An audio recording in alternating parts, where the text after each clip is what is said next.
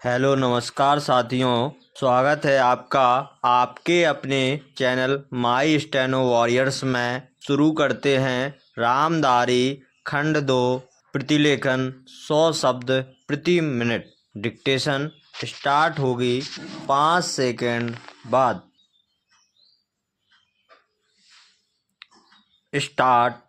महोदय, इस उपग्रह पर मानव अस्तित्व को बनाए रखने के लिए सबसे पहले आवश्यक है कि ऐसे विकास कार्यों को जारी रखा जाए जो सामाजिक न्याय पर आधारित हों और जिन्हें न्यायपालिका का समर्थन प्राप्त हो, अन्यथा पर्यावरणीय प्रदूषण के कारण न तो पीने के लिए साफ पानी मिलेगा और न सांस लेने के लिए शुद्ध वायु और न ही आश्रय देने वाले वृक्ष ही रहेंगे। 21वीं सदी में संपूर्ण संसार मात्र शमशान भूमि तथा उद्योगों की छीजन और रेडियोधर्मी कचरे की कूड़ेदानी बनकर रह जाएगा। लोभी मानव को सोने का अंडा देने वाली मुर्गी को नहीं मारना चाहिए। वायु, जल, वनस्पतियां और पशु पक्षी मनुष्य जाति के अस्तित्व के अभिन्न अंग हैं, जिन पर उसका भविष्य निर्भर करता है। सार्वभौमिक न्याय का यही मूल तत्व है, जिसे राष्ट्रीय और अंतर्राष्ट्रीय कानूनों का रूप दिया जाना चाहिए। कुछ विशेष अपवादों को छोड़कर हमारे न्यायालय समझते हैं कि पर्यावरण संबंधी कानून से न्याय व्यवस्था भंग हो जाएगी और कानूनी अधिकारों का हनन होगा, क्योंकि हमारे विधिवेत्ता और न्याय प्रणाली कानून के इन नए आयामों से अपरिचित ही नहीं, अनभिज्ञ भी है।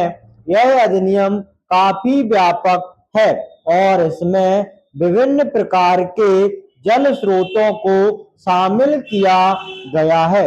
अधिनियम में केंद्रीय और राज्य प्रदूषण निवारण एवं नियंत्रण मंडलों की स्थापना का प्रावधान किया गया है, जो स्वायत्त निकायों के रूप में कार्य करेंगे।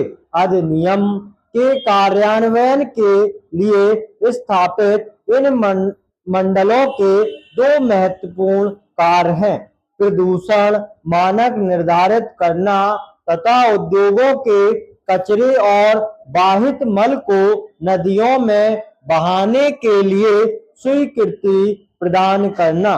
केंद्रीय प्रदूषण नियंत्रण मंडल केंद्र सरकार और राज्यों के प्रदूषण नियंत्रण मंडल राज्य सरकारों के लिखित निर्देशों का पालन करने के लिए बाध्य होंगे।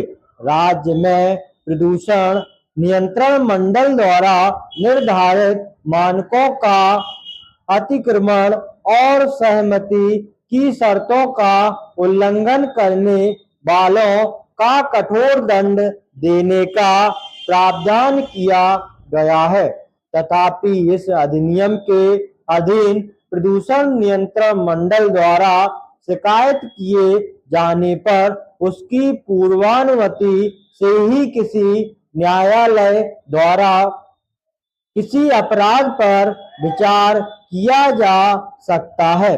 अधिनियम में यह भी प्रावधान किया गया है कि यदि किसी कार्य से जल प्रदूषण की आशंका हो तो राज्य प्रदूषण नियंत्रण मंडल द्वारा उसे रोकने के लिए न्यायालय में याचिका दायर की जा सकती है। इस अधिनियम के द्वारा पानी के नमूने लेने, जांच और मुआयना करने के लिए प्रदूषण नियंत्रण मंडलों को व्यापक अधिकार दिए गए हैं। केंद्र सरकार द्वारा केंद्रीय जल प्रयोगशाला और राज्यों में राज्य स्तरीय जल प्रयोगशालाओं की स्थापना और विशेषज्ञों की नियुक्ति का भी प्रावधान इस अधिनियम में किया गया है। बाहित मल और उद्योगों के कचरे से होने वाले जल प्रदूषण को रोकने के लिए आवश्यक उपाय स्वयं करने का अधिकार भी राज्य प्रदूषण नियंत्रण मंडलों को दिया गया है।